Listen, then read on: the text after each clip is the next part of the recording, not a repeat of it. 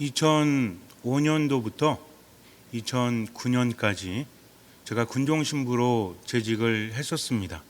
미사를 봉헌하고 신자들과 함께 사목을 하고 그리고 세례를 주는 것이 가장 큰 임무 중에 하나였습니다.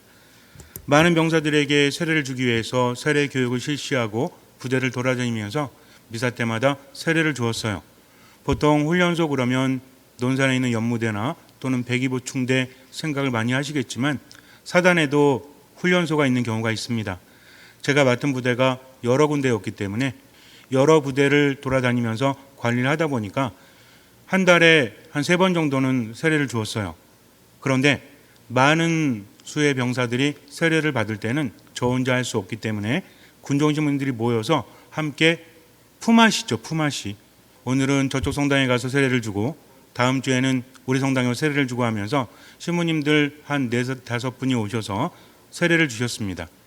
군대에서는 세례 준비 기간이 길지 않죠. 보통 훈련소에서는 한 2주나 3주, 때로는 일주일 동안 세례 교육을 받고 세례를 받기도 합니다. 그렇게 세례를 주는 이유는 세례를 받고 나서 자대에 가서 다시 제대로 된 교육을 받으라는 거죠. 그런데 어느 날 신부님들 여러분이 오셔가지고 함께 세례를 주었는데 세례식 끝난 다음에 집으로 돌아오는데 군종병이 그래요. 신부님, 문제가 생겼습니다. 무슨 문제가 생겼어? 그랬더니 군종병이 말하기를 오늘 참석했던 병사들 가운데 대상자가 아닌데 세례를 받았다는 거예요. 그냥 친구 따라왔다가 세례를 받았다고 합니다. 보통 본당에서는 그런 일이 생기지 않지만 군대에서 어떠냐면 100명 넘는 병사들 또는 200명 이렇게 받을 때도 있거든요. 신부님도 여럿이 서가지고 병사들이 쭉 나오잖아요. 그럼 세례를 줍니다. 보통 베드로입니다. 누굽니다 하면서 명찰을 달고 있기도 하지만 간혹 명찰을 잃어버리는 병사들도 있어서 묻습니다. 세례명이 뭐야? 그러면 아는 친구들도 있고 잘 모르는 친구들도 실제로 있어요. 아직은 교육을 잘 받지 못해서 나중에 자대 가서 교육을 받아야 되니까 많은 수가 있으니까 세례명이 뭐니? 라고 물어보면 어리버리 쳐다보는 거죠. 옆에 있는 군종병에게 세례명이 뭐야? 그러면 이 군종병도 알겠어요? 담당했던 병사들이 아니면 잘 모릅니다. 그러니까 대충 말하는 거예요. 베드로로 하시죠. 바오로로 하시죠.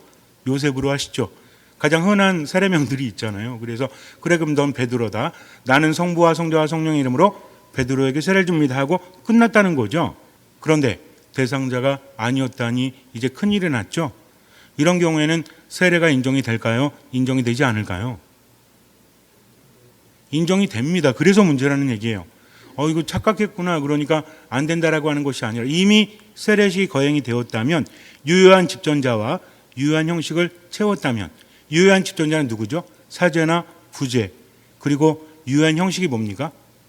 머리에 물을 3번 부으면서 나는 성부와 성자와 성령의 이름으로 베드로에게 세례를 줍니다라고 하면 유효한 겁니다. 그러니 이 세례는 성립이 되는데 문제가 있잖아요. 얘는 교리를 받지도 않았고 그리고 세례를 받겠다고 신청도 하지 않았는데 친구 따라왔다가 뭐 먹으러 왔다가 초코파이 먹으러 왔다가 세례를 받은 거죠. 2005년도 일입니다. 그래서 다시 부대로 들어갔어요. 불렀습니다. 너 오늘 세례 받았어. 알고 있습니다. 너는 세례 대상자가 아니었지. 예, 알고 있습니다. 그런데 너는 잘 모르겠지만 이게 심각한 문제란다. 세례를 한번 받았다면 이거는 취소할 수 없기 때문에 무효 소송을 해야 되는데 좀 복잡할 수 있는데 너는 마음이 어떠니? 그랬더니 한참 생각을 하더니 사실은 저희 어머니가 천주교 신자인데요. 세례를 받으라고 했는데 제가 일반 사회에서 안 받겠다고 맨날 핑계만 대다가 군대 왔는데 자기 동기가 성당에 간다고 그래서 세례 받는다고 해서 따라왔다는 거죠. 얼떨결에 나가길래 자기도 따라 나갔대요. 그리고 물을 3번 붓고 성유를 도유를 하고 이렇게 받게 된 겁니다. 그래서 그랬습니다. 이미 세례는 너에게 주어졌는데 너는 어떻게 하고 싶니? 그랬더니 세례를 받았으니 천주교 신자로 살겠습니다 라고 말을 해요. 그래서 제가 말했습니다. 그러면 너 이제 훈련이 끝나고 나서 자대에 가면 신부님이 볼 거야. 연락을 할 거니까 거기에서 성당 열심히 다니면서 군정병들과 함께 교리를 꼭 배우도록 해라. 예, 알겠습니다 라고 했어요. 이 친구는 운이 좋은 걸까요? 아니면 운이 나쁜 걸까요? 아마 예비자분들은 성당에서 세례를 받는데 6개월 정도 준비를 하시죠? 근데 이 친구는 얼마큼 준비했어요? 하루도 준비하지 않고 당일날 왔다가 세례를 받았으니 이것도 어떻게 본다면 행운이라고 말할 수 있죠.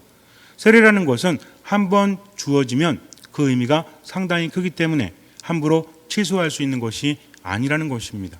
보통 이런 말을 하죠. 저는 세례는 받았는데요, 신앙은 없습니다 라고 말을 해요. 그래서 요즘에 어떤 이야기가 나오냐면 너무 쉽게 세례를 준다. 우리나라에서는 옛날에는 세례 받을 때 오랜 기간이 흘렀는데 요즘에 너무 쉽게 준다는 거죠. 보통 모태신앙이 있다면 유아 세례를 받고 그리고 주일학교에 다니면서 교리를 배우는데 어른들은 그럴 기회도 없잖아요. 외국에서는 세례 받는데 얼마나 걸릴까요? 많은 분들이 잘못 생각하고 있는데 유럽 같은 경우에도 세례를 받는데 2년 정도 걸리기도 한다고 합니다.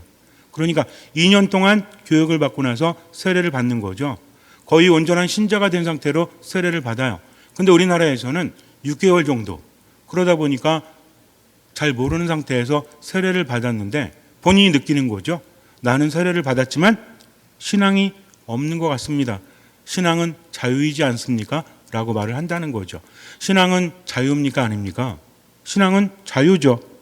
그러나 그 의미를 잘 생각해 봐야 돼요. 세례라는 것은 어떤 의미가 있는지를 알지 못하면, 세례의 가치를 깨닫지 못하면 우리는 참된 신앙인으로 살아갈 수 없다는 것입니다. 세례라는 것은 우리가 잘 알겠지만 기본적으로 예수님께서 오셨을 때 어떤 사람이 세례를 베풀고 있었죠? 세례자 요한이죠. 물로 세례를 주었습니다. 그런데 요한이 어디에서 세례를 베풀었죠? 요르단강에서 세례를 베풉니다. 세례를 받기 위해서는 물이 필요하기 때문이죠. 세례의 형태를 보면 세 가지로 나누어 볼 수 있는데, 요즘에 우리가 아는 물을 이마에 붓는 거 있죠? 이것은 주수라고 합니다. 그리고 원래 세례는 어떻게 했죠? 물에 담구었죠? 이것을 뭐라고 부르죠? 침수라고 합니다. 또 한 가지가 있어요. 살수라는 것이 있습니다. 살수는 뭐냐면 물을 뿌리는 거예요. 초대교회 때나 옛날에 사람들이 많았을 때 이렇게 주기도 했지만 지금은 그렇게 하지 않습니다. 지금은 이마에다 물을 붓죠? 흐른다는 거예요. 그래서 주수라고 말을 합니다. 그래서 요즘에는 침수를 도입해야 된다라고 주장하는 분들도 많이 있어요. 침수가 되면 어떻게 해야 되죠? 물속에 완전히 담갔다가 다시 꺼내는 거죠. 요르단강에서 요한이 왜 세례를 주었는지를 묵상해 본다면 우리 세례의 의미를 조금은 알 수 있을 것 같아요. 요르단강은 어떤 곳이죠? 요르단강은 아주 의미가 있죠. 이스라엘 백성들이 이집트에서 탈출을 합니다. 모세를 필두로 해서 광야를 지나죠. 광야는 어떤 곳이었어요? 광야는 죽음의 장소입니다.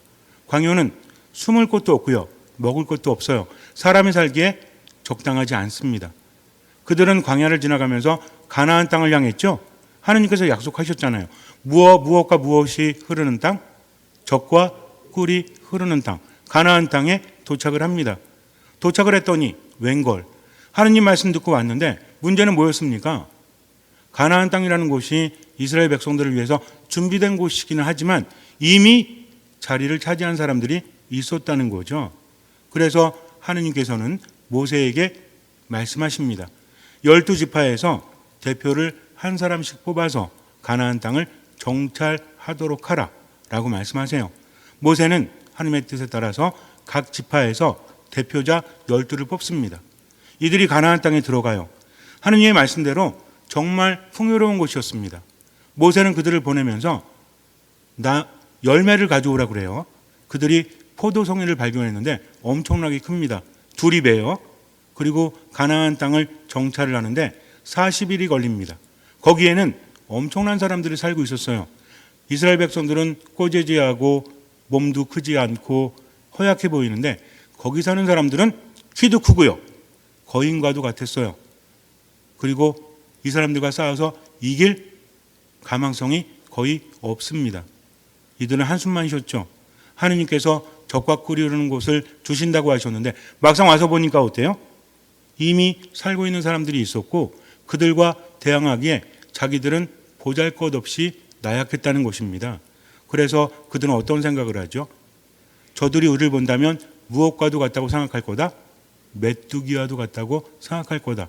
내가 볼 때도 내가 메뚜기 같은데 저들이 볼 때는 얼마나 하잘 것 없을까라고 하면서 불안해하고 두려워합니다. 그리고 나서 돌아와서 말을 합니다.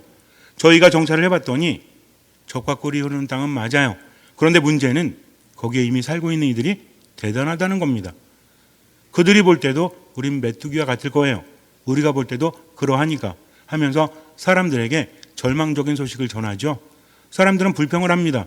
아니 우리가 이집트에서 탈출해서 죽을 고생을 하면서 여기까지 왔는데 이게 뭐냐? 차라리 이집트에서 편히 살다 죽는 것이 낫지. 이게 뭐냐 하면서 불평을 하죠. 그럴 때 단 두 사람, 그 이름도 유명한 눈의 아들 여호수아와 여푼네의 아들 칼렙이라는 사람이 있어요. 12명 중에서 10명은 다 부정적으로 이야기하지만 이 둘은 뭐라고 합니까? 쳐들어갑시다. 하느님께서 우리와 함께 하시니 그들은 우리의 밥입니다. 라고 말을 해요. 인간적으로 볼 때는 어땠어요? 인간적으로 볼 때는 도저히 대항할 수 없었지만 그러나 하느님께서 함께 하시니까 그분을 믿고 가자는 거죠. 그러면 저들은 아무리 대단해도 우리들의 밥입니다. 라고 옷을 찢으면서 말했어요. 그러나 사람들은 오히려 그 둘을 돌로 쳐 죽이려고 합니다. 마음에 들지 않는 거죠. 절망적인 상황에서 헛소리하고 있으니까 그럴 때 하느님께서 말씀하십니다. 너희들은 나를 믿지 않는다. 너희들은 나를 업신여긴다. 그래서 믿지 않는 너희들 20살 이상이 된 이들은 절대로 가나안 땅에 들어가지 못할 것이다 라고 하십니다. 그리고 나서 뭐라고 하세요? 2명만 빼고는 들어가지 못할 것이다. 이 둘이 누구였어요? 칼렙과 여호수아였죠. 그래서 이스라엘 백성들은 목전에 두고도 가나안 땅에 들어가지 못하고 몇 년을 광야를 헤매죠? 40년을 광야를 헤맵니다. 그들이 40일 동안 정찰을 한 것을 하루를 1년으로 잡아서 40년을 광야를 떠도는 삶을 살아요. 실제로 이집트하고 가나안 땅은 그렇게 멀지가 않습니다. 그런데 그들은 들어갈 수 없었던 거죠. 이 40년의 기간은 어떤 기간이었어요? 준비하는 기간이요, 회개하는 기간이었고 또 믿지 않는 이들이 죽는 기간이었습니다.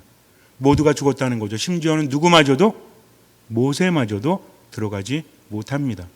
40년이 흘렀을 때 여호수아와 칼렙을 필두로 한 새로운 이스라엘 백성들, 이전의 이스라엘 백성이 아니라 그들은 다 죽은 거예요.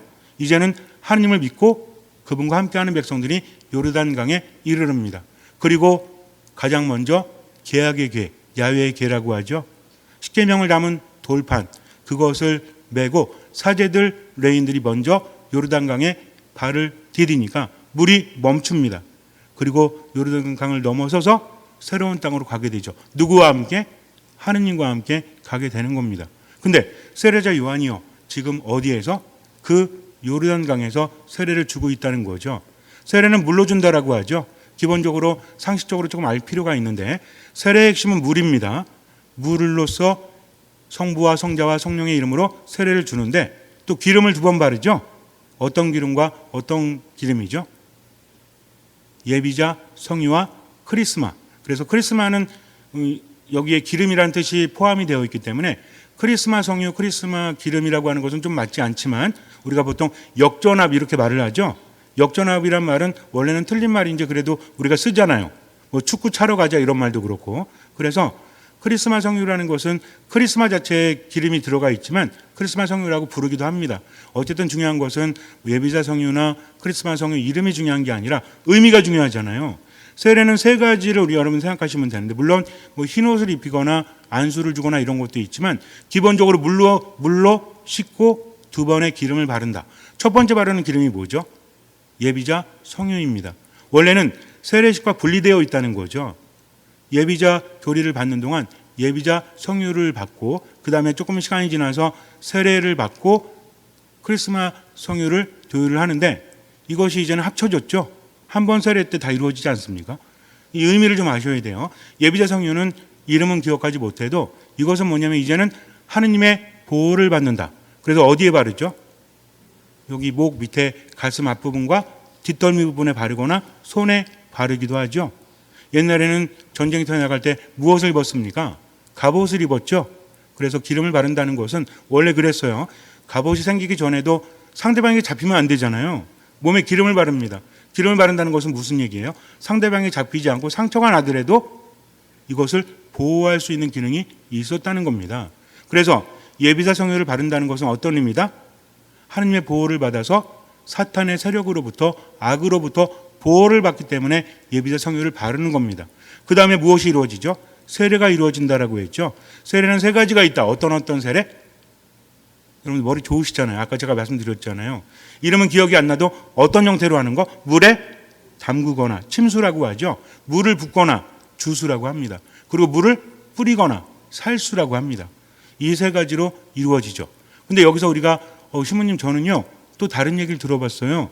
세례 종류 중에서 혈세라는 게 있고 화세라는 것이 있는데 이것은 또 뭡니까? 제가 자세하게 말씀드릴 수는 없지만 이왕 이야기 시작했으니까 간단하게 말씀드릴게요. 어떤 사람이 세례를 받고자 했습니다. 그런데 세례 교육이 끝나기 전에 이 사람이 순교를 해요. 신앙 때문에 주님의 뜻을 이루기 위해서. 그럼 세례를 못 받았잖아요. 하지만 순교함으로 인해서 세례가 이루어집니다. 이것을 뭐라고 하는 거예요? 혈세라고 합니다. 그리고 또 하나 화세는 뭐냐면 의향을 가지고 있었는데 이 사람이 갑자기 죽을 위험에 놓여요. 세례를 받지 못하고 죽음을 맞이합니다. 이 사람은 세례를 받고자 했죠. 열망을 가졌죠. 그렇기 때문에 세례를 받지 못했지만 이 세례는 이루어지는 것으로 본다 해서 이것을 뭐라고 한다? 화세라고 하는 거죠. 그래서 혈세다, 화세다, 그 다음에 수세다 이런 거 명칭은 몰라도 이게 이런 거구나라고 알 필요는 있습니다. 또 한 가지가 있죠. 뭐예요? 대세라고 합니다. 대세는요. 적합한 유효한 주례자가 아닐지라도 신부님 아니라 부대님 아닐지라도 누구나 줄 수 있다는 거죠. 어떤 스님이 옆에 지나갑니다. 세례를 받고자 열망했던 사람이 있어요. 근데 이 사람이 세례를 받지 못했어요. 그리고 죽을 위험에 처해 있습니다. 교통사고를 당했거나 어떤 큰일이 생겼어요. 지금 이제 삶이 얼마 남지 않은 것 같아요.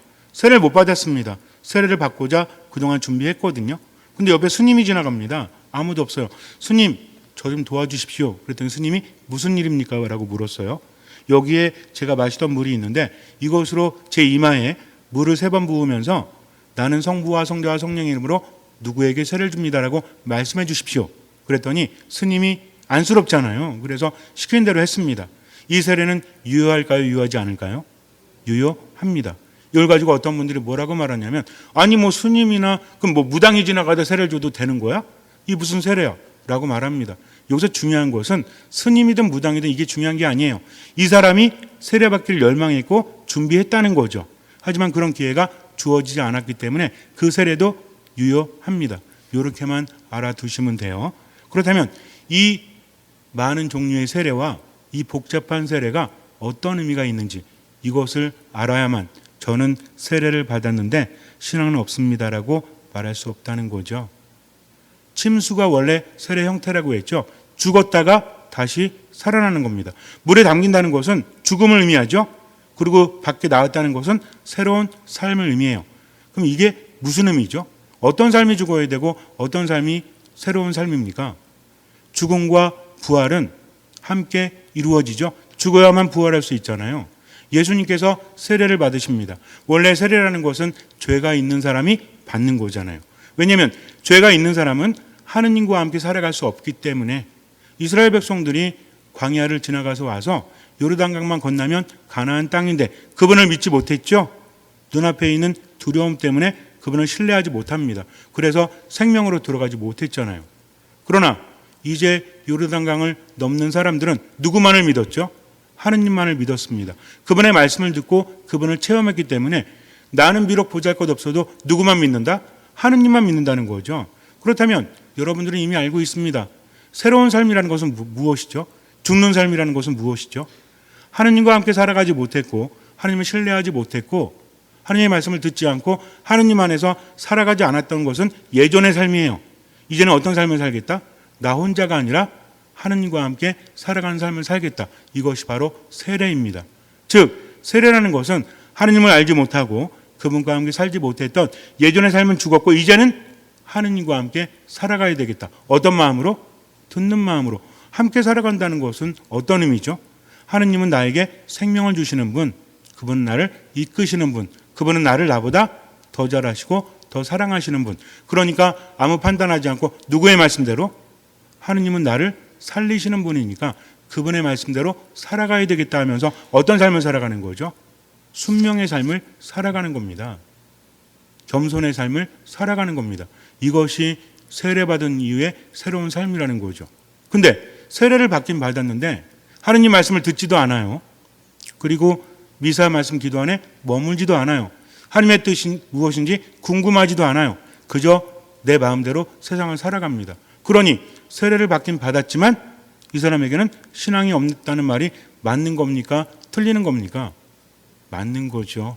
하지만 세례가 어떤 의미인지 깨닫지 못하기 때문에 마음이 아픈 거죠. 학교에 들어갑니다. 기술을 배웁니다. 또 음악을 배웁니다. 처음에 시작을 하죠. 그래서 합격됐다고 그러면 되게 좋아하죠. 우리 애가 대학에 합격을 했습니다. 우리 애가 어디 합격을 했습니다. 되게 좋아하죠. 그걸로 끝나요? 합격은 했지만 이제 어떤 길이 열리는 거죠? 열심히 공부하거나 악기를 배우거나 수련을 해야 됩니다. 그 다음에 뭘 해야 되는 거예요? 졸업을 해야죠. 그래야만 그 사람이 그쪽에 전문가라고 인정받을 수 있는 것처럼 세례를 받는다는 것은 이제 하느님과 함께 하겠다라는 의지죠. 그분이 이끄십니다. 그 다음에 어떻게 해야 돼요? 그분 안에서 배우면서 그분과 함께 살아가지 않으면 뭐는 자라나지 않는다? 믿음은 자라나지 않는 거죠. 그냥 기분으로 세례 받았으니까 한 번 나가고 두 번 나가고 재미없네. 뭐 하느님 계신 건지도 모르겠고 그냥 기분에 따라서 이렇게 살아간다면 그 세례는 별 의미가 없죠. 그러나 하느님과 함께 하면서 꾸준히 죽어야 됩니다. 어떤 삶을 죽이는 거죠? 하느님을 몰랐던 삶을 죽이고 이제는 하느님과 함께 지금은 살아가야 되겠다 하면서 뭐하지 않는 것? 판단하지 않는 것. 하느님께 맡기고 최선을 다하는 것. 인간의 뜻이 아니라 하느님의 뜻이 무엇인지를 자꾸만 묵상하는 것. 이것을 종합해서 제가 여러분에게 말씀드렸죠. 너무 많잖아요. 하지만 복잡할 필요가 없다. 어떤 마음만 유지하면 된다? 듣는 마음. 예전에는 승질나면 승질나는 대로, 예전에는 우울하면 우울한 대로 세상을 살았지만 이제는 멈추는 거죠. 하느님 저 어떻게 해야 되죠? 제가 지금 절망 속에 사로잡혀 있습니다. 제가 분노 때문에 우울감 때문에 너무 힘듭니다. 그러나 당신 말씀하십시오. 말씀 듣고 살겠습니다 하면 하나님께서 말씀을 하시죠. 무엇을 통해서? 미사를 통해서, 말씀을 통해서, 내 마음에 묵상하는 마음을 통해서 하나님께서 말씀을 하십니다. 그것이 들렸다면 그때부터 어떻게 하면 돼요? 하느님 당신 믿고요. 저 최선 다할게요. 나머지는 맡길게요 하면서 살아갑니다. 그렇게 살면 하루, 이틀, 사흘이 지날수록 믿음은 자라난다라고 했죠. 그런 믿음이 무엇을 일으킵니까? 기적을 일으키는 거예요. 그래서 세례라는 것은 종합적으로 무엇이다? 하느님과 함께 살아가는 거다. 어떤 마음으로? 듣는 마음으로. 하느님 없이는 아무것도 할 수 없다는 것을 깨닫고 그분께 맡기고 지금을 살아가는 거다. 이거를 기억하지 못하니까 세례 받았어요. 그리고 뭐 합니까? 주님 승진할 수 있도록, 주님 합격할 수 있도록, 주님 몸이 나을 수 있도록, 이것만 이야기합니다. 뭘 생각하지 않아요? 관계를 생각하지 않잖아요. 하느님과 함께하는 것이 신앙적인 삶인데 이건 생각도 안 하고 하느님은 복을 주셔야지, 하느님은 나를 보호해 주셔야지 하면서 일방적으로 이야기합니다. 어떤 관계도요, 일방적인 관계는 아름답지도 않고 지속되지도 않아요. 관계에 있어서 가장 중요한 게 뭡니까? 부모 자식 간에도, 연인 간에도, 부부 간에도 가장 중요한 건 뭐예요? 듣는 마음이잖아요. 상대방이 무엇을 원하는지, 상대방이 무엇을 하고 싶은지 내가 살펴봐야 되지 않습니까? 이게 관계잖아요. 근데 하느님과의 관계 안에서는 일방적인 요구만 하잖아요. 하느님 계시면 세상이 왜 이렇습니까? 하느님 계신데 왜 나 아파야 돼요? 하느님 계신데 왜 억울해야 됩니까? 하면서 뭐 하질 않아요? 듣지를 않아요. 그냥 자기 마음대로 판단하고 살아가죠. 이러니 세례를 받았어도 세례가 무엇인지 깨닫지 못하는 거죠. 세례는 무엇입니까? 죽는 겁니다. 그리고 새로운 삶을 사는 겁니다. 깊이 있게 말하자면 이전에 하느님을 몰랐던, 하느님과 상관없이 살았던 내 삶은 죽고 이제는 하느님과 함께 지금을 어떤 마음으로? 듣는 마음으로 살아가는 것, 이것이 세례라는 거죠. 그래서 예수님께서도 세례를 받으십니다. 그분은 죄가 없었잖아요. 그분 하느님과 함께 있었잖아요. 왜 세례 받으십니까? 세례라는 것은 죄를 씻는 것도 있지만 무엇이다? 하느님과 함께. 그래서 예수님은 하느님이셨지만 그분은 인간이셨습니다. 이거 조금 어렵지만 우리 간단하게 생각하면 돼요. 예수님이 세례를 받음으로 인해서 우리와 함께 하신다는 거죠. 우리들의 운명이 그분의 운명이 됩니다. 그래서 그분의 세례는 죄를 씻는 세례가 아니라 물을 거룩하게 하는 세례라고 하죠. 그래서 예수님께서 물로 세례를 받으셨고 우리도 물로 세례를 받음으로 인해서 그분의 운명에 함께한다. 이렇게만 알아두시면 돼요. 어쨌든 중요한 것은 세례는 무엇이다? 예전의 삶은 죽고 이제는 새로운 삶인데 어떤 삶? 하느님과 함께하는 삶. 이걸 여러분들이 살아가셔야 됩니다. 세례를 받았다면 이제는요, 힘들고 괴롭고 아프고 정말 어려운 삶 안에서도 누구를 바라보면 돼요? 하느님 바라보면 돼요. 어떤 마음? 듣는 마음 절대 잊지 마세요. 미사 말씀 기도 안에 머물면서 듣는 마음으로 살아가잖아요. 그러면 일상적인 삶 안에서도 그분을 느낍니다. 그분이 함께 하시면서 나를 이끌어 주시죠. 그렇게 살면 돼요. 나머지는 맡기면 돼요. 그럴 때 무엇이 자라난다? 믿음이 자라나고 이런 믿음이 무엇을 일으킨다? 기적을 일으키고 그 기적은 우리에게 신앙적인 체험으로 다가와서 또 믿음을 자라나게 하죠. 이것을 명심하시기 바랍니다. 그래서 우리가 세례받을 때 지금까지 말씀드린 거 다 잊어도 하느님과 함께 살아간다. 물로 죄를 씻었죠? 예비대성유를 바라서 어떻게 했어요? 이제는 세상으로부터 악으로부터 보호합니다. 그리고 마지막으로 이마에 뭘 바르죠? 크리스마스 성유를 바르죠? 이건 뭐냐면 이제는 거룩한 삶을 살아라. 거룩한 삶은 기본적으로 무엇입니까? 하느님과 함께하는 삶이라는 거죠. 즉 예비대성유는 하느님께 보호받고 치유받았다면 이제는 하느님의 영과 함께 하느님의 뜻대로 내 삶 안에서 하느님과 함께 살아감을 의미한다는 것입니다. 그래서 너무나 복잡하고 어려울지 모르겠지만 한 가지만 생각하면 돼요. 예전의 삶은 죽었고 이제는 새로운 삶. 누구와 함께하는 삶? 하느님과 함께하는 삶. 잠시 눈을 감으세요. 세례를 받는다는 것은 죽는다는 것을 의미해요. 이전의 삶은 죽었습니다. 하느님을 몰랐던 하느님과 상관없던 삶은 죽었어요. 이제는 하느님과 함께 살아갑니다. 듣는 마음이죠. 지금 나보다 나를 더 잘하시고 나를 나보다 더 사랑하시고 당신의 뜻대로 이끄시는 하느님께 귀를 기울이십시오. 기도, 말씀 기도 미사 가운데 머무십시오. 듣는 마음으로 꾸준히 머무르셔야 돼요. 그러면서 하느님의 말씀이 들렸다면 그 말씀대로 최선을 다하고 나머지는 주님께 맡기십시오. 이것이 세례받은 사람의 삶이죠. 그럴 때 주님께서는 그 믿음을 보시고 우리 삶에 놀라운 기적을 일으켜 주실 것입니다. 아멘.